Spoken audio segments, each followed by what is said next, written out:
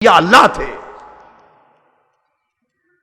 ارے یہ فقیہوں کا کام ہے۔ میں نے کل رات بتایا تھا کہ امام اعظم ابو حنیفہ نے 7,000 ختم قرآن مجید کے کیے رضی اللہ تعالیٰ عنہ۔ یہ فقہاء اور علماء کرتے ہیں، یہ اولیاء کرتے ہیں، سارا دن علم دین پڑھاتے۔ امام اعظم سیدنا ابو حنیفہ رضی اللہ تعالیٰ عنہ نہ صرف میرے امام، آپ کے امام، سب اماموں کے امام، امام اعظم سارا دن حضور کے علم کی خیرات تقسیم کرتے اور رات کو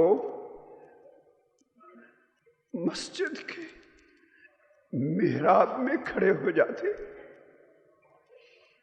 مصلی پر اپنی داڑھی پکڑ لیتے،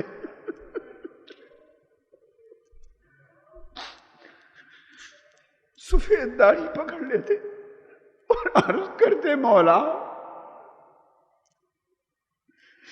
اگر ابو حنیفہ کی بخشش ہو گئی تو بڑی عجیب بات ہوگی۔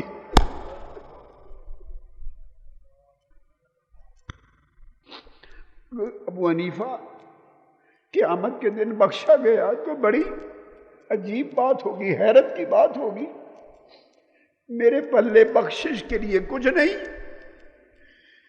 میری داڑھی میں جو سفید بال ہیں ان کا خیال کر کے معاف کر دینا۔ اب مجھے بتائیے یہ علماء کی بولی ہے؟ بس سادہ سا ایک سوال ہے، ارے یہ علماء کی بولی ہے؟ علماء یہ زبان بولتے ہیں؟ نہیں، یہ اولیاء کی بولی۔ یہ کس کی بولی ہے؟ اولیاء کی بولی۔ آپ سمجھیں امام مالک بھئی یہ حدیث کے اور فقہ کے امام تھے، کسی نے ان کے حالات کو پڑھا ہی نہیں ہے؟ ہر رات کیا امام ذہبی کو پڑھیے سیر و اعلام نبلاء میں، امام ابن جوزی کو پڑھیے، اسماء و رجال کی کتب پڑھیے۔ امام مالک وہ امام جو ساری زندگی 4 قدم پر مدینہ سے مکہ معظمہ ہے، سارا جہان ہر سال حج اور عمرے کے لیے جاتا ہے، مگر فرض حج ادا کیا، فرض حج ادا کیا، 90 برس عمر پائی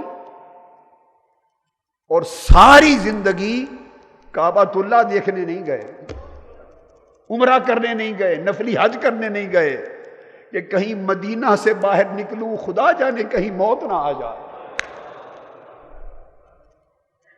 علماء یوں سوچتے ہیں؟ بتائیے، یہ عاشقوں کی سوچ ہے، یہ اولیاء کی سوچ ہے۔ اور جو اس خیال سے کہ کہیں مدینہ سے باہر موت نہ آ جائے، جو ساری زندگی نفلی حج اور عمرہ کرنے نہیں جاتے، تو پھر صلہ کیا ملتا ہے؟ امام ذہبی اور امام ابن جوزی کو پڑھیے، پوری زندگی ہر رات خواب میں تاجدار کائنات کی زیارت ہوتی تھی، ہر رات حضور ملتے تھے۔ یہ ہر رات حضور علماء کو ملنے کی فکر کرتے ہیں؟ یہ کچہری والوں کی باتیں ہیں۔ یہ جن کو جتنے امام ہیں، جن کو امام سمجھا جاتا ہے حدیث میں، تفسیر میں، علم میں، جو امام بنے وہ فقط علماء ظاہر نہ تھے، لوگ ان کو علم ظاہر کے تبحر کے حوالے سے جانتے ہیں، مگر ان کی زندگی کے شب و روز کھنگال کے دیکھیں، خدا کی قسم ان میں ہر شخص ولی تھا۔ امام جلال الدین سیوطی، لوگ ان کو محدث اور مفسر جانتے ہیں، انہوں نے 72 مرتبہ اپنی زندگی میں بیداری میں آقا کی زیارت کی صلی اللہ علیہ وسلم، اور جس حدیث کی صحت اور سند پہ شک ہوتا براہ راست آقا علیہ السلام سے سوال کر لیتے تھے۔ اس کو علم کہتے ہیں؟ یہ علماء کے طریقے ہیں؟ علماء تو کتابوں والے لوگ ہوتے ہیں۔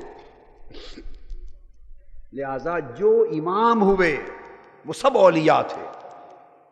اب چونکہ میرا یہ موضوع نہیں کہ میں ایک ایک کے حال گن کے آپ کو بتاؤں، یہ سب صاحبان کرامات تھے، سب صاحبان کرامت تھے، صاحبان استقامت تھے۔ امام بخاری ساری زندگی اپنے قمیض کی جیب میں حضور کا منہ مبارک رکھتے تھے. علماء کے یہ وتیرے ہیں. اور پڑھیے بخاری شریف جب مرتب کی اور اس کے تراجم الابواب مدینہ پاک میں گئے اور فرماتے ہیں خود میں نے رات اور دن عند قبر نبی حضور کی قبر انور کے پاس بیٹھ کر اپنی بخاری کے تراجم الابواب کی تکمیل کی. میں جو نکتہ سمجھانا چاہتا ہوں وہ یہ کہ یہ نہیں کہا کہ ریاض الجنہ میں بیٹھ کے تکمیل کی، یہ نہیں کہا کہ مسجد نبوی میں بیٹھ کے تکمیل کی. بھئی قبر انور کے قریب جہاں بیٹھے وہ جگہ کیا ہے؟ اس جگہ کو کیا کہتے ہیں؟ ما بین قبری و ما بین ممبری ما بین بیتی و ممبری روضۃ من ریاض الجنہ. ما بین بیتی و ممبری، تو وہ جگہ تو ریاض الجنہ ہے. تو اگر عالم ہوتے، صرف عالم ہوتے تو کہتے کہ میں نے تراجم ابواب کی تکمیل ریاض الجنہ میں بیٹھ کے کی. اگر فقط عالم ہوتے تو کہتے میں نے مسجد نبوی میں کی. نہ ریاض الجنہ بولتے ہیں نہ مسجد نبوی کہتے ہیں میں نے قبر مصطفیٰ کے پاس بیٹھ کے تکمیل کی. تو بولیوں کا فرق سمجھ میں آتا ہے یا نہیں؟ یہ اولیاء کی بولی ہے، یہ اولیاء کی بولی ہے. خیر سمجھانا مقصود یہ ہے کہ حق اولیاء اللہ اور صوفیاء کے پاس ہے. حق اولیاء اور صوفیاء کے پاس ہے. جو عقیدہ اس راستے سے ملے وہ لو. دائیں بائیں یا افراط ہوگی یا تفریط ہوگی، وہ بات آ رہی ہے جو حضرت فضیل ابن ایاز نے کہا کہ جس شخص نے اللہ کو پہچانا اور اللہ کی معرفت کی راہ پر چلا صرف طریق محبت سے. بڑا خاص نکتہ ہے آپ لوگوں کے لیے، یہ جو ہم اہل سنت ہیں اور عاشقان رسول کے دعوے دار ہیں کہلاتے ہیں، صرف خاص طور پہ آپ کے لیے، پھر اگلا حصہ اوروں کے لیے بھی ہے جو عشق کا دعویٰ نہیں کرتے. فرمایا کہ جو صرف طریق محبت سے اللہ کی معرفت تک جانا چاہے بغیر خوف، اور اللہ کے خوف کے طریق کو چھوڑ دے، خوف الہی کے طریق کو چھوڑ دے، خوف کے طریق کو چھوڑ دے کہ صرف طریق محبت چاہیے، فرمایا ہلاکا، وہ ہلاک ہو جائے گا. میری بات اب سمجھ آ رہی ہے؟ ہمارے ہاں خوف الہی کا کوئی سبق نہیں ہوتا، خوف الہی کا کوئی سبق نہیں ہوتا. یا محبت کا فقط سبق ہوتا ہے یا رجا کا سبق ہوتا ہے، امید کا. ایمان بین الرجاء والخوف ہے، یہ اعتدال ہے. ایمان نام ہے کہ ایک ہاتھ میں اللہ کے خوف کا دامن پکڑا ہو، ایک ہاتھ میں امید کا دامن پکڑا ہو.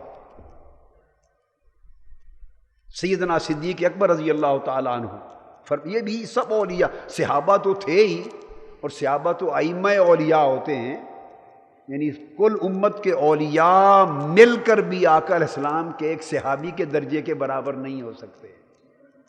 وہ ایک الگ بات ہے. مگر بتانا چاہتا ہوں کہ وہ تمام صحابہ جو حضور کے بہت قریب تھے، جن کے مرتبے بلند تھے، وہ صاحبان ولایت تھے.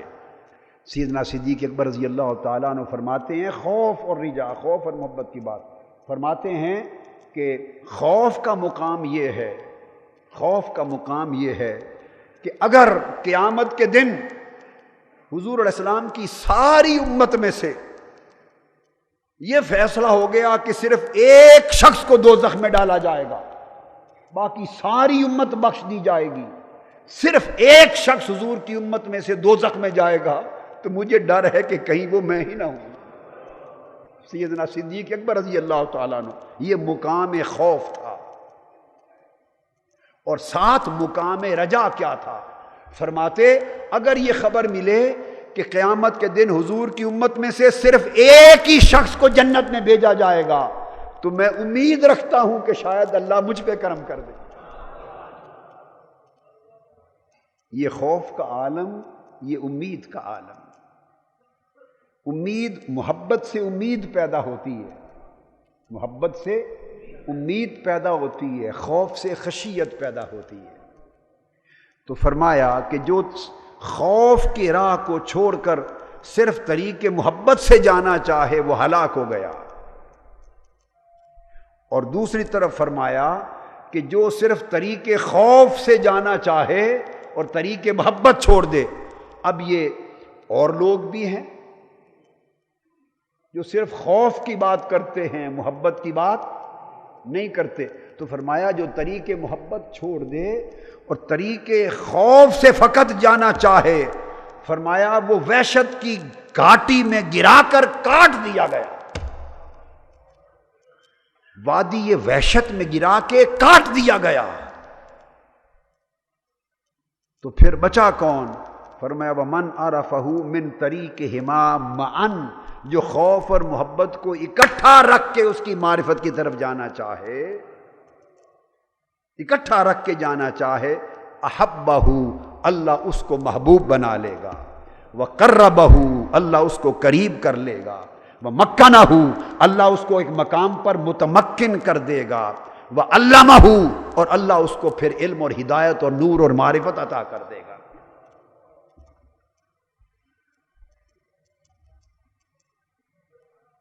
پھر اصلاح احوال کے لیے تصوف کسی ورد اور وظیفے کا نام نہیں ہے، کسی خاص تسبیح کا نام نہیں، اوراد اور وظائف کا نام نہیں۔ تصوف نہ رسوم کا نام ہے، نہ علوم کا نام ہے، نہ کسی وضاقتہ کا نام ہے، نہ کسی ہیئت کا نام ہے، نہ جبہ و دستار کا نام ہے، نہ گدی کا نام ہے۔ تصوف نہ وراثت ہے، نہ دعویٰ ہے۔ تصوف کیا ہے؟ 1200-1300 سال کی کتب اہل تصوف، ائمہ تصوف کی پڑھیں۔ تصوف سراسر حسن معاملہ ہے اور حسن ادب ہے۔ تصوف یہ ہے کہ اللہ سے معاملہ کیسا کرنا ہے، رسول سے معاملہ کیسے ہے، صحابہ سے معاملہ کیسے ہے، اہل بیت سے معاملہ کیسے ہے، اولیاء سے معاملہ کیسے ہے، بڑوں سے معاملہ کیسے ہے، چھوٹوں سے معاملہ کیسے ہے، بیوی بچوں سے معاملہ کیسے ہو، پڑوسیوں سے معاملہ کیسے ہو، دوست سے معاملہ کیسے ہے، دشمن سے معاملہ کیسے ہے، عالم سے معاملہ کیسے ہے، جاہل سے معاملہ کیسے ہے، نیکوکار سے کیسے ہے، بدکار سے کیسے ہے، غریب سے کیسے ہے، امیر سے کیسے ہے، ہر ایک کے ساتھ اپنا معاملہ اچھا رکھنا، یہ تصوف ہے، یہ حسن ادب ہے۔ ہم 2 معاملے درست کرتے ہیں، 8 معاملے خراب رکھتے ہیں۔ اسی طرح ہے نا، 2 جگہ معاملے اچھے کرتے ہیں، 10 جگہ معاملے خراب کرتے ہیں، اور پھر دعوے دار ہوتے ہیں۔ حضرت فضیل ابن ایاز نے فرمایا قال اذا اغتابك عدوك فهو انفع لك، یہ اصلاح احوال ہے۔ فهو انفع لك من الصديق فإنه كلما اغتابك اعطاك من حسناته۔ فرمایا اے بندے، تصوف یہ ہے کہ سمجھ لے کہ جب تیرا کوئی دشمن ہو اور وہ تیری پشت پیچھے تیری غیبت کرے، تجھے برا بھلا کہے، تیری چغلی کرے، تیرے خلاف بری بری باتیں کرے، تہمتیں لگائے، تو فرمایا جب تیرے دشمن تیرے خلاف تجھ پر تہمتیں لگائیں، غیبتیں کریں اور چغلی کریں، تو فرمایا تو اس دشمن کو اپنے دوستوں سے بھی نفع مند سمجھ،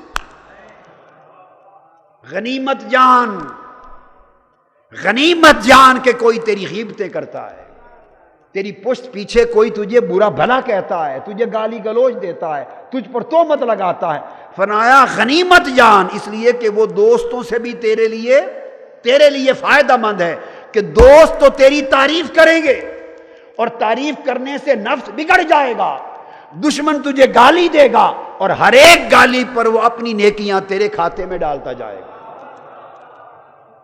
جتنی گالیاں دے گا اس کی ایک ایک گالی پر اس کی نیکیاں حسنات تیرے نامہ اعمال میں منتقل ہوتی چلی جائیں گی۔ تو دوست نے تو تیری تعریف کی، تو اس کی تعریف کرنے سے تو تجھے ایک نیکی بھی نہیں ملے گی۔ دوست تعریف کرتے ہیں نا، عقیدت مند تعریف کرتے ہیں، مداح لوگ تعریف کرتے ہیں، واہ واہ واہ جی کیا شان ہے کیا شان ہے، اٹھا اٹھا کے کیا آسمانوں پر لے جاتے ہیں، نعرے لگاتے ہیں، ہاتھ چومتے ہیں، تعریف کرتے ہیں۔ تو تعریف کرنے سے کوئی نیکی ملتی؟ نیکیاں ملتی؟ کچھ بھی نہیں ملتا۔ الٹا نقصان کا ڈر ہے۔ اگر نفس پر تمکن نہ ہو اور نفس مطمئنہ راضیہ مرضیہ نہ ہو اور بین بین جھول میں ہو، جھول کھاتا ہو، نفس کمزور حالت میں ہو باطن، تو جتنی تعریف ہوگی نفس پھول سکتا ہے، نفس بگڑ سکتا ہے۔ وہ نفس یہ سمجھ سکتا ہے کہ یہ جو تعریف ہو رہی ہے حق ہے، شاید میں ہوں ہی اسی کے قابل، بس یہ خیال آیا پھسل گیا کہ میں حقدار ہوں تعریف کا، بس نفس کے یہ خیال آیا، بربادی ہو گئی۔ تو تعریف تو خطرناک ہے، مدح یہ تو خطرناک ہے۔ حضرت بایزید بستامی رضی اللہ تعالی عنہ گزرتے، ان کا گھر جس راہ میں آتا تھا اس راہ میں بادشاہ کی مجلس بھی آتی تھی۔ جو ہی گزرتے بادشاہ ان کے ادب بے احترام میں کھڑا ہو جاتا، تو سب وزراء بھی کھڑے ہو جاتے، الحمدللہ اس میں گرم اور ڈال کے لے آؤ، وزراء بھی کھڑے ہو جاتے، آپ کے مرید ساتھ ہوتے، سلام کرتا وہ ادب و احترام سے، آپ سلام کا جواب دیتے چلے جاتے۔ ایک دن ایسے ہوا کہ بادشاہ کھڑا ہو گیا، وزراء کھڑے ہو گئے، پورا دربار کھڑا ہو گیا، تو آپ نے اس بادشاہ کی طرف منہ کر کے تھوک دیا، اس کی طرف منہ کر کے تھوک دیا۔ مریدوں کو بات سمجھ نہیں آئی، پریشان ہوئے، آگے پہنچے تو جا کے پوچھا، حضرت آج جو عمل آپ کا دیکھا، آپ کے اخلاق حسنہ ہیں، مکارم اخلاق۔ صوفیاء کی علامت یہ ہے، اگر حضور کی امت میں آقا علیہ السلام کے اخلاق حسنہ کا نمونہ دیکھنا ہو تو وہ صوفی ہوتا ہے، وہ اولیاء اور صوفیاء ہے۔ آقا علیہ السلام کے اخلاق حسنہ کی سب سے بڑی خیرات حضور کی امت کے اہل تصوف کو، صوفیاء اور اولیاء کو ملی، یہی ولایت ہے، یہی تصوف ہے۔ تو آپ کے تو اخلاق حسنہ ہیں، وہ عزت و تکریم میں کھڑے ہوتے تھے، آپ سلام کا جواب دیتے تھے، آج ان کی طرف منہ کر کے آپ نے تھوک دیا۔ جب آپ نے تھوکا تو بادشاہ بڑبڑانے لگا، برا بھلا کہنے لگا، یہ کیا ہے، یہ کوئی اخلاق ہے، یہ کوئی شرافت ہے، یہ انسانیت ہے؟ ایسی باتیں کرنے لگا، خود بھی بیٹھ گیا، سارے وزراء بھی بیٹھ گئے اور ان کے ماتھوں پہ بال آ گئے، اور آپس میں آہستہ آہستہ برا بھلا کہنے لگے کہ یہ عجیب قسم کا آدمی۔ انہوں نے کہا اتنی عزت و تکریم کرتے تھے حضرت، تو آپ کے اس عمل سے وہ سارے ہی برا بھلا کہنے لگ گئے، آپ مسکرا پڑے، فرمانے لگے یہی میں چاہتا تھا۔ تو میں گزرتا تھا، وہ میرے لیے کھڑے ہوتے تھے، میں نفس کو جھانکتا تھا تو میرے نفس پہ ان کے کھڑے ہونے کا کوئی اثر نہیں ہوتا تھا۔ میں گزر رہا ہوں، بادشاہ وقت اور وزراء کھڑے ہو گئے ادب میں، تو میں دیکھتا تھا کہ کہیں نفس پھولا تو نہیں ہے، کہ میرا اتنا رتبہ ہے کہ شاہان وقت بھی کھڑے ہوتے ہیں۔ تو میں دیکھتا تھا کہ نفس بے نیاز رہتا تھا، اسے پرواہ نہیں ہوتی تھی کوئی کھڑا ہو یا بیٹھا رہے، الحمدللہ کر کے گزر جاتا تھا۔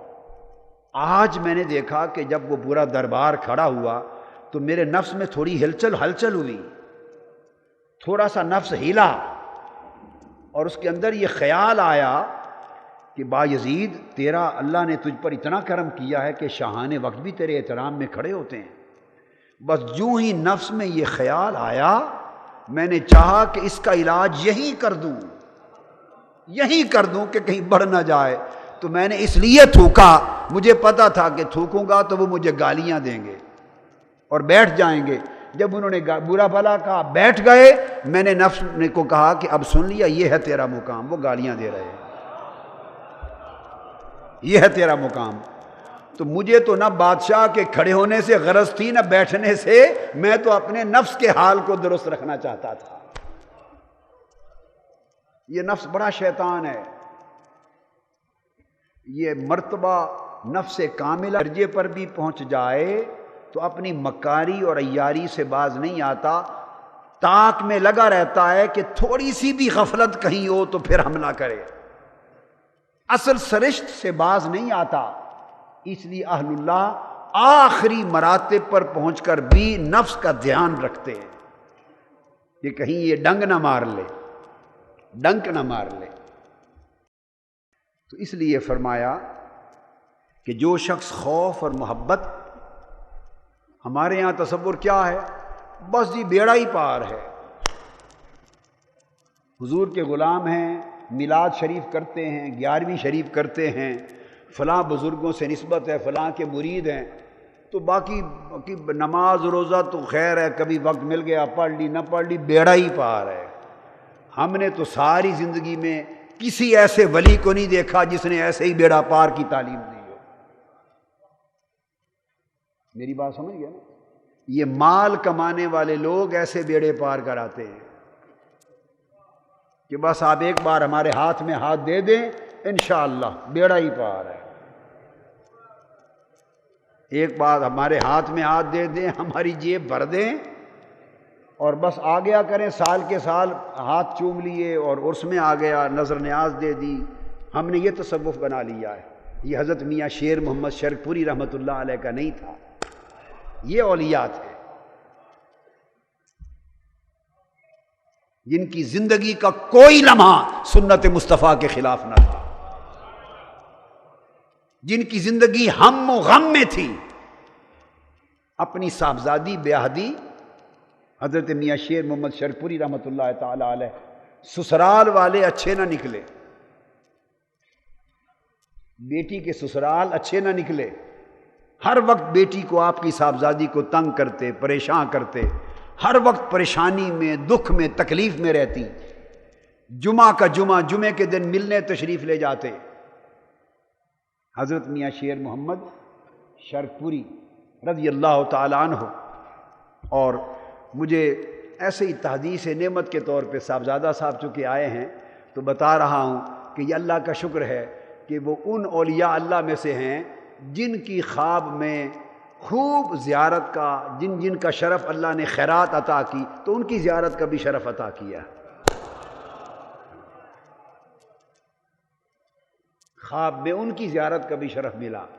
یعنی حضرت میاں شیر محمد شرک پوری رضی اللہ عنہ ہر جمعہ تشریف لے جاتے بیٹی کو پوچھنے، تو روتی، دکھی ہوتی، بہت پریشان ہو کے شکوہ کیا، عرض کیا کہ ابا جان بہت دکھی ہوں، بڑی تکلیف میں ہوں، بڑی تکلیف میں ہوں۔ اب وہ اس مرتبہ ولایت پر تھے کہ اگر ہاتھ اٹھا دیں ان لوگوں میں سے تو کبھی رب کریم ان کے اٹھے ہوئے ہاتھ کو رد نہ کرے۔ یعنی وہ اپنی نظر سے ولی بنانے والے تھے، نظر سے ولی بنانے والے تھے، ولی گر تھے، صرف ولی نہیں تھے، کئی اولیاء بنا دیے اپنے فیض سے، فیض تربیت سے۔ اس مرتبے کے لوگ کرما والا والے بنا دیے۔ میری بات سمجھ گیا نا؟ اس مرتبے کے لوگ تھے تو چپ کر گئے، بیٹی کو دکھی دیکھ کر ہاتھ نہیں اٹھائے، بد دعا نہیں کی، کہہ دیا بیٹی اگلے جمعے تک ایک ہفتہ اور انتظار کر، خیر ہو جائے گی۔ واپس آ گئے، اگلے جمعہ کو بیٹی کا وصال ہو گیا، انتقال ہو گیا، بیٹی کا جنازہ گھر آ گیا۔ یعنی نگاہ سے دیکھ رہے تھے کہ بس دکھ کے دن کٹ گئے، اب اس کی وفات کا دن مقرر ہے، چلو 4 دن تکلیف کے تھے کٹ گئے تو جنازہ لے آئے۔ اولیاء صاحبان تصرف ہوتے ہیں مگر نہیں، اکثر ہمہ و غمہ، غم میں گزارتے ہیں زندگی، اپنے لیے تصرف استعمال نہیں کرتے۔ آپ سمجھے؟ حضرت ذو النون مصری رضی اللہ تعالیٰ عنہ، جو دوسرا جن کی بات، حضور داتا گنج بخش علی حجویری رضی اللہ تعالیٰ عنہ نے کشف المحجوب میں جو واقعہ بیان کرنے لگا ہوں یہ حضرت ذوالنون مصری کا بیان کیا ہے کشف المحجوب میں، مگر حضرت امام ابو عبد الرحمن السلمی نے اپنی کتاب الفتوہ میں یہ واقعہ حضرت معروف کرخی کی طرف منسوب کیا اور ان کا لکھا ہے۔ حضرت معروف کرخی کا ہو اور حضور داتا صاحب کو جو خبر پہنچی وہ حضرت ذوالنون مصری کے حوالے سے، فرمایا کہ حضرت ذوالنون مصری سوار تھے کشتی میں کہیں جا رہے تھے، ساتھ ایک مقام پر پہنچے تو کوئی نوجوانوں کی ایک جماعت آئی، وہ گانے بجانے میں مصروف تھی اور شراب پی رہے تھے اور گا رہے تھے، ناچ کود کر رہے تھے، شراب پی کے غلغپاڑا کر رہے تھے، بےہودگی کر رہے تھے، اور پھر آپ کے سامنے حضرت ذوالنون مصری رضی اللہ تعالیٰ عنہ کے سامنے آپ کے مریدوں سے یہ بات برداشت نہ ہوئی۔ مرید ہوتے برداشت نہ ہوئی کہ ہمارے شیخ کے سلطان الاولیاء امام العارفین ان کے سامنے اتنی بدتمیزی، اتنی بے ادبی، اتنی بد تہذیبی، اتنی بےہودگی۔ دکھی ہوئے، عرض کیا حضرت دعا فرمائیے کہ یہ ہلاک ہو جائیں، تباہ و برباد ہو جائیں یہ گستاخ، ان کے لیے بد دعا کریں، آپ کے سامنے اتنی گستاخی کر رہے ہیں، ان کو حیا نہیں اللہ کے ولی کا۔ آپ نے فرمایا اچھا میں ہاتھ اٹھاتا ہوں، تم سب میرے ساتھ آمین کہنا۔ یہ جو دوسرا حضرت فضیل ابن ایاز کے ساتھ حضرت ذوالنون مصری کی بات میں نے کہا نا، کچھ بچی باتیں بتا دیں، ہاتھ اٹھا لیے۔ مرید خوش ہوئے کہ آج ان کا بیڑا غرق ابھی ہو جائے گا، ہاتھ اٹھا کے عرض کیا باری تعالیٰ تو نے ان جوانوں کو جس طرح اس دنیا میں خوش و خرم رکھا ہے، ان کو آخرت اور جنت میں بھی ایسا خوش اور حشاش بشاش رکھا۔